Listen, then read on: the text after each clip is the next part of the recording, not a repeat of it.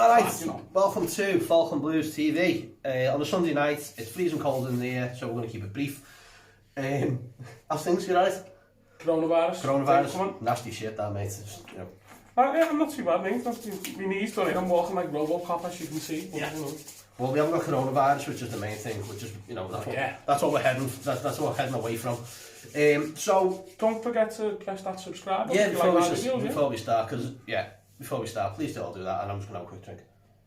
While you have a quick drink, viewers, drink this in. Yeah. This fantastic shirt. Wondrous design. So that's the video getting pulled now. Thank you, Ron. Nah, I've done my own work on these things. If we're talking over it. So we just turn the place into a disco. It's like that. Well, you can't say the lyrics. Right, so anyway, right, we are completely talking absolutely theoretical, pie in the sky thinking here. Following Man City's or UEFA's decision to basically rule Man City out of the Champions League for the next 2 years. Yeah. Big one, because of the whole reason behind financial fair play. You know, something that, you know, you didn't think it was good. You actually thought it was something unreal. Like you think, it's not so much like it'll never happen to me thing, but more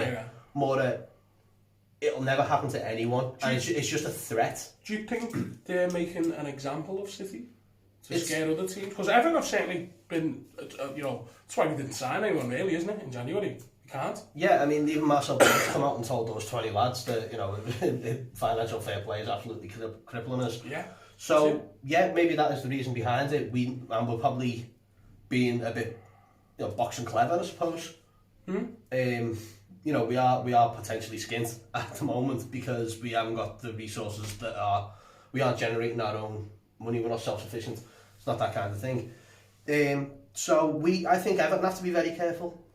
Every club has. Every club. I think other clubs are going to get done as well. If you look back, money Chelsea has spent. Chelsea got obviously a transfer ban. What was their transfer ban for?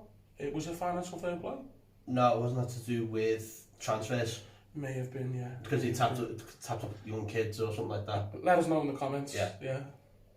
Something like that anyway. But yeah, Everton, I mean, it's the same with Man United. You know, you wonder why, you know, Man United's absolutely crippled with debt. How Man United, how are they not getting something? They spend a fortune all the time. They spend a fortune on players, but they generate money. And that's the thing. It's the same with the other shower across the way from us. Yeah. They're becoming a lot more self-sufficient. Of course, yeah. The global brand, basically. That's the model that everyone really should be looking towards now, I think. Yeah. You know, don't think I'm, you know, pandering and trying to be like, they're great. But that is the model that they're getting towards, where financial fair play doesn't affect them. They sell big. They buy big, but they sell bigger. Sure, yeah. I mean, I remember it was Ego Aspas, who's like one of Rodgers' signing, and he just didn't really get a game. Then he sold him quite a hefty profit. You know what I mean? A lot of clubs do stuff like that. Who's the cat who went to Bournemouth for 40 odd million? Jordan? Yeah. Was it 20? Well, they sold Solanke as well. Solanke went for 30 million, didn't he? So it's just silly money. I remember arguing on Twitter with some, let's say, a Red fan.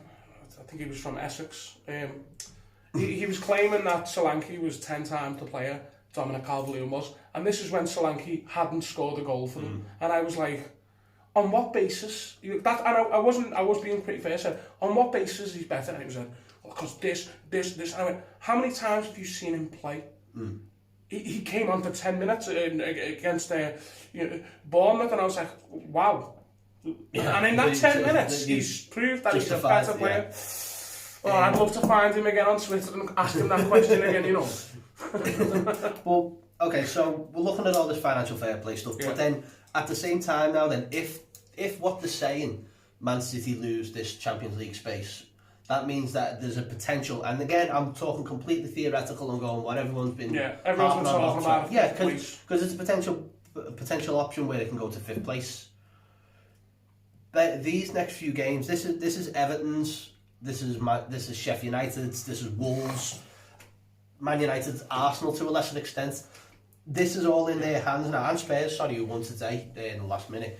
This is like 6-7 teams now, all competing for crazy. this 5th spot. It's crazy, isn't it? It's insane. But I've got a few more questions because as I say, no, it's all hypotheticals. What if City win the Champions League? Because, you know, like, you're able to... I would hope Special Dispensation FC step aside and let the champions of Europe go into that tournament. Do you remember that team when we finished 4th and obviously Liverpool had won the Champions League? And then they went, yeah, you know what, we'll change the rules.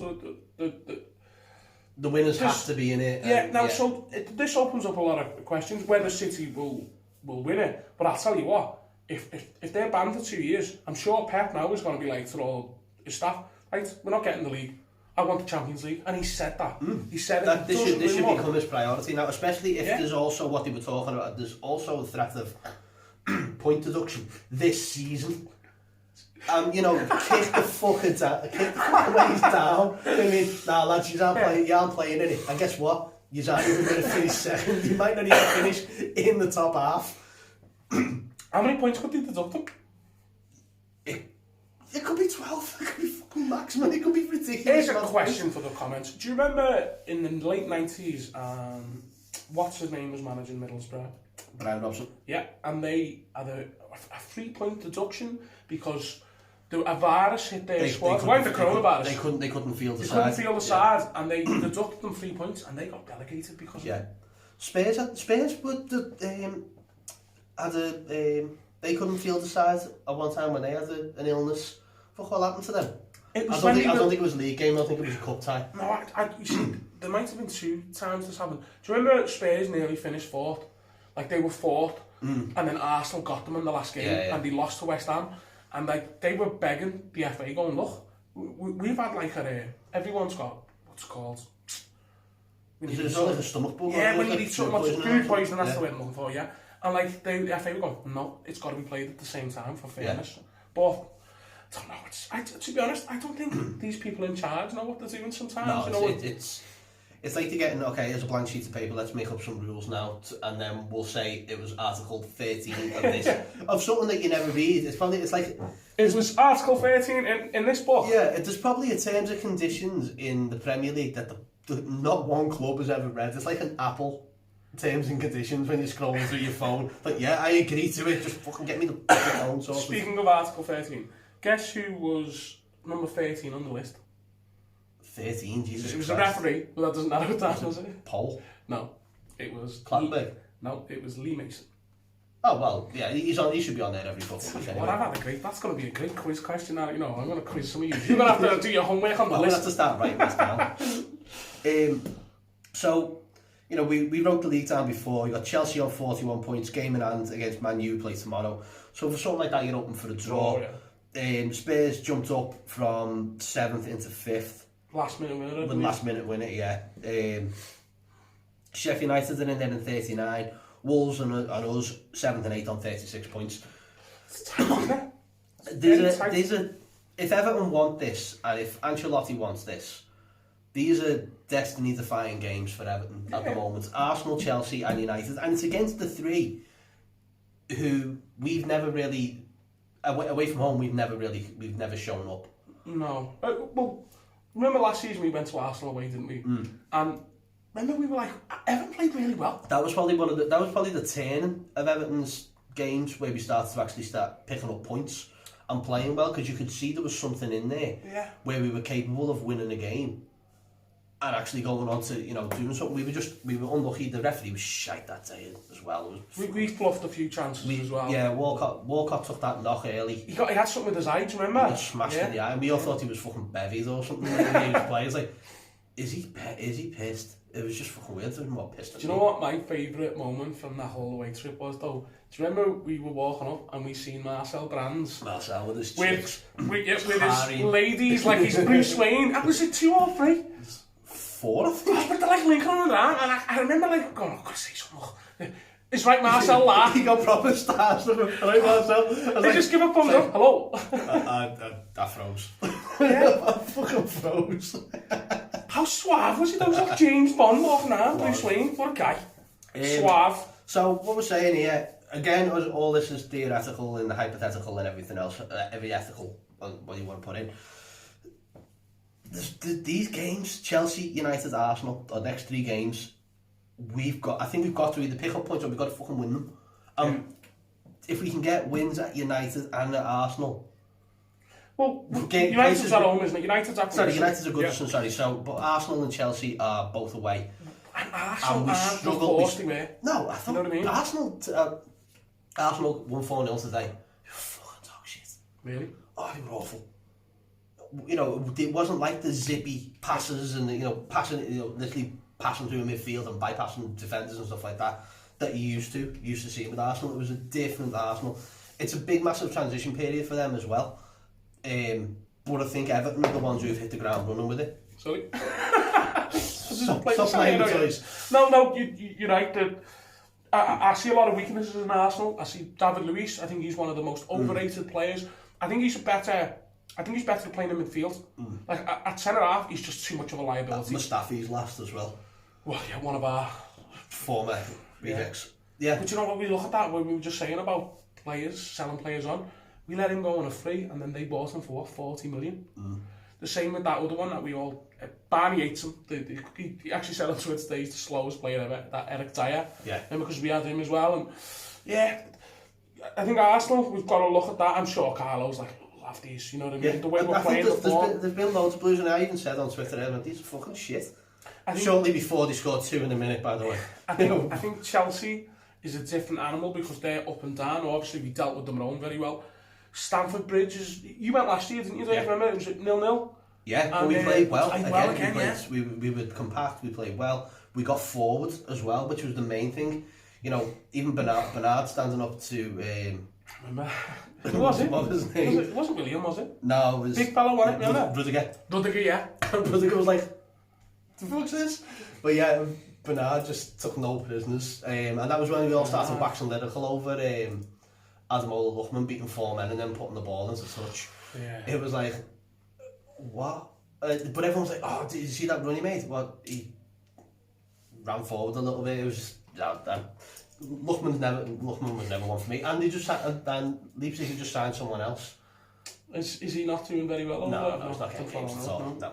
The only one who is doing well in Germany is Aljonjo, which is potential, you know, they actually want to buy him. I was listening to a podcast not too long ago. It wasn't really an Everton one, it was just a football one in general. And someone was speaking about financial fair play. And you know the likes of John Joe Kenny, I don't want to see him sold to us. I think he's got some potential, but if we did sell him, it's good for financial fair play because homegrown talent that we sold off. Yeah, like we were discussing about making profits on players. But you know, let us know in the comments. Do you want to see him come back? Because to be honest with you, I'm like this with Sadili. I think he's a better winger. I think if 12 million gets to Sadili, I think fine. But he's a good utility player, I think.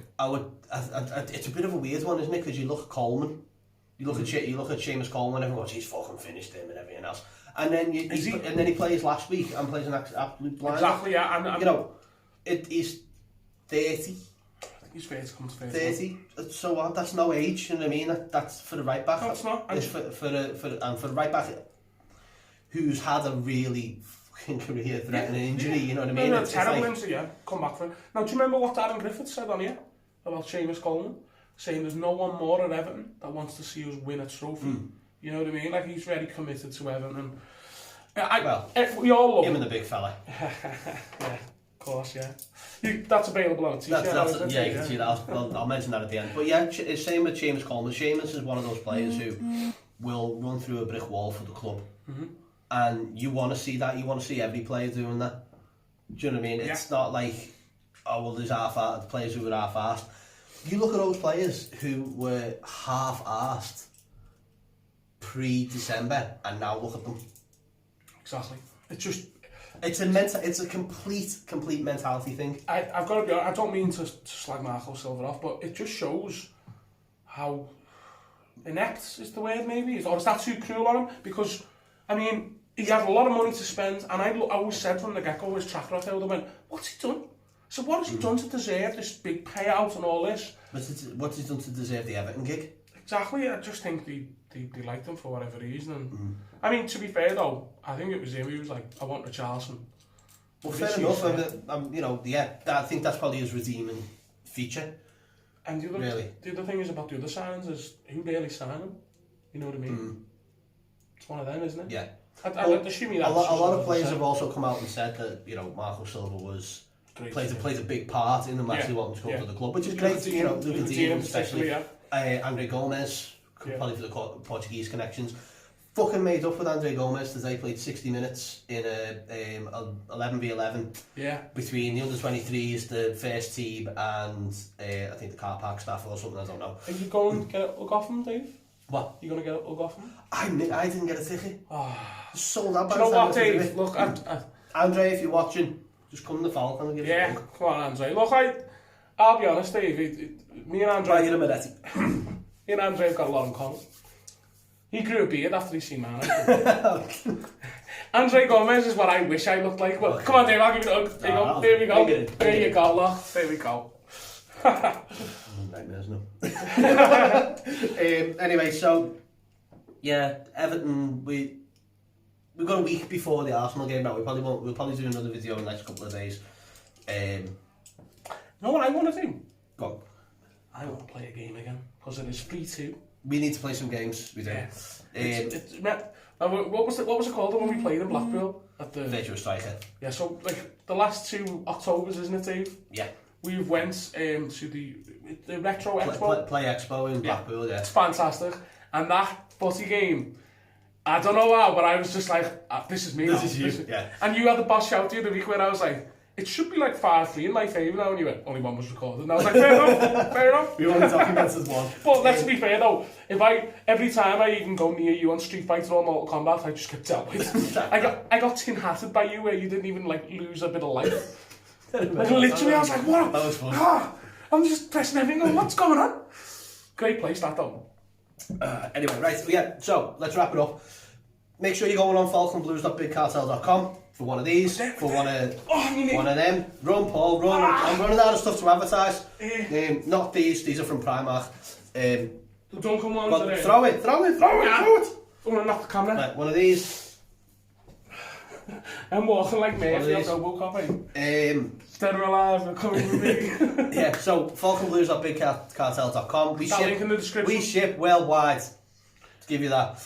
Massive thanks to people who bought one in Texas, in Atlanta, and thank you to the Atlanta Toffees for getting in touch. Italy. In Milan. Fucking hell. You can see someone's fantastic. Proper cosmopolitan bad boy's going to be walking around with one of these. LA. Wow. France. California one as well or something? LA, yeah. Philadelphia was another one. Oh, I love that film. And I love it on toast.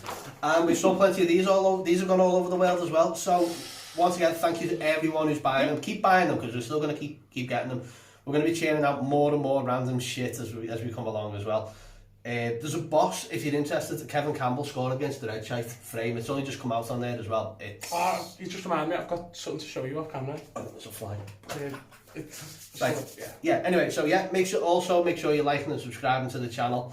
Click it, it's down here somewhere, it might be that side now, it depends what the camera is. Yeah. Is it that way? It's there, get involved. It says subscribe, it's in red. Get your finger out and put it low down. Pardon? And press that button. And then, if you're feeling really, frisky, get 2 fingers and go a bit lower, play with the description, and then order the shirt. Yeah, so give us a shout, let us know in the comments whether you're liking it, whether you like the channel. And all the questions that we've asked tonight as well, which will be sound. Up the fucking Toffees. Colin Chong. See you in a bit.